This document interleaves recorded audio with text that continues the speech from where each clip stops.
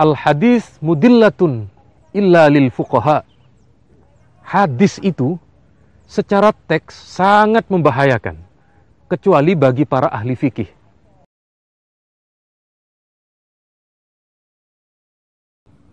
Kaum muslimin wal muslimat, dimanapun kita berada, semoga mendapatkan rahmah dari Allah Subhanahu wa Ta'ala.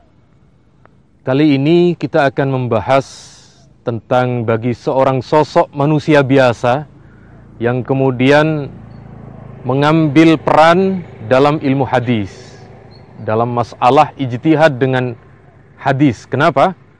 Bagi orang yang tidak ahli dalam masalah ijtihad, jangan main-main dengan hadis, jangan sembrono menggunakan hadis sebagai sebuah pendapat.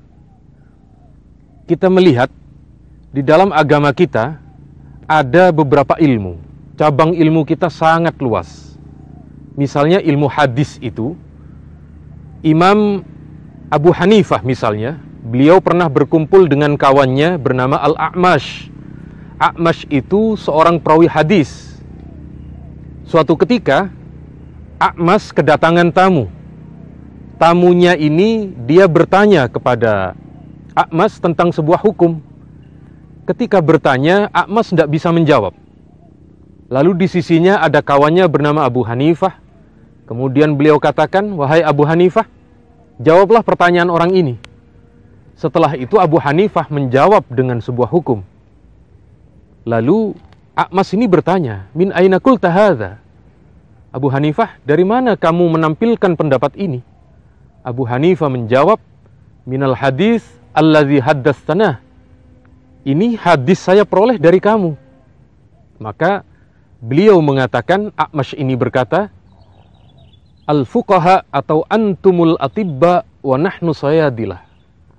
Engkau, ulama dari kalangan ahli fikih, ibaratnya adalah seorang dokter. Sementara kami, kalangan ahli hadis, adalah ibaratnya sebagai apoteker.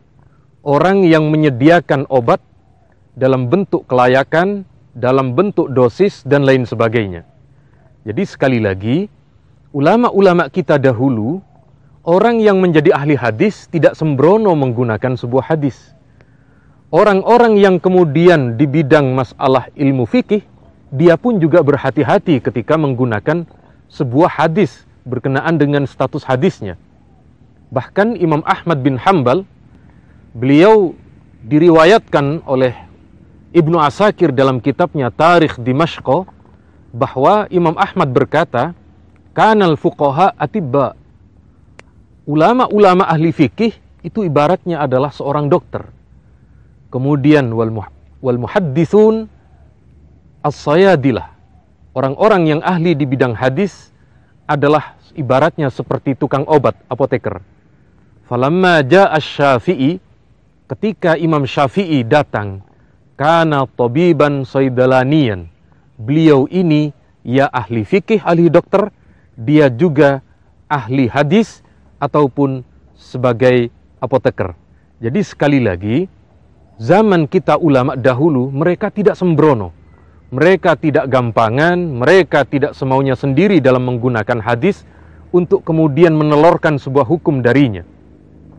Bahkan Imam Az-Zahabi, beliau melakukan sebuah riset, melakukan analisa dari beberapa pendapat orang. Ketika ada orang mengatakan al-hadis aula min qauli Syafi'i, kita langsung merujuk kepada hadis lebih utama daripada pendapat Imam Syafi'i katanya. Kata beliau, hadza jayyid, perkataan ini bagus, tapi hati-hati. Orang yang mengatakan seperti itu, dia harus menggunakan hadis asalkan hadis ini pernah digunakan oleh imam-imam sebelumnya. Misalnya oleh Al-Auza'i, misalnya oleh Abu Laits dan lain sebagainya. Jadi sekali lagi, Imam Az-Zahabi saja, beliau yang tidak lain murid dari Syekh Ibnu Taimiyah, beliau katakan, ketika mengatakan sebuah hadis dibandingkan dengan pendapat ulama, maka hadis ini syaratnya dia harus pernah difatwakan oleh ulama sebelumnya. Kalau bukan ahli hadis, jangan sembrono, jangan sembarangan menggunakan yang namanya hadis. Kenapa? Imam kita, yaitu diantaranya Imam Ibnu Hajar Al-Haytami dalam kitabnya Fatawa, beliau katakan, al-hadis mudillatun illa lil fuqaha. Hadis itu secara teks sangat membahayakan, kecuali bagi para ahli fikih. Kenapa? Ahli fikih itu yang punya metode ilmunya, yaitu diantaranya ilmu usul fiqh, yang mengetahui bagaimana menganalisa dalil, menganalisa hadis, lalu dicocokkan dengan realita, mana yang menyambungkan, mana realitas yang kemudian menjadi penghubungnya. Ini sekali lagi adalah yang bisa adalah ulama ahli fikih dan ulama yang tentunya juga ahli dalam ilmu usul fiqh. Kalau tidak pernah belajar ilmu usul fiqh, kalau tidak pernah mendalami ilmu gramatika Arab, kalau tidak pernah sedikit pun tahu tentang ilmu sastra Arab, tolong jangan gunakan ini. Ini berbahaya. Ibaratnya Anda sakit perut, lalu Anda datang ke apotik, di sana tidak ada petunjuk obat, lalu Anda mengambil sesuatu obat di sana, padahal Anda tidak pernah tahu itu dosisnya berapa, itu untuk penyakit apa, lalu Anda telan. Pasti membahayakan. Sehingga sekali lagi, untuk obat yang perlu kita minum, kita pasti membutuhkan dokter, juga apoteker. Demikian hadis. Hadis itu ketika kita gunakan sebagai sebuah hukum di dalam agama kita, dia tidak lepas dari dua orang, yaitu ahli hadis dan juga ahli fikih. Baru kalau ini sudah ditetapkan oleh kedua ulama ini, kita tinggal mengamalkan, kita tinggal melaksanakannya.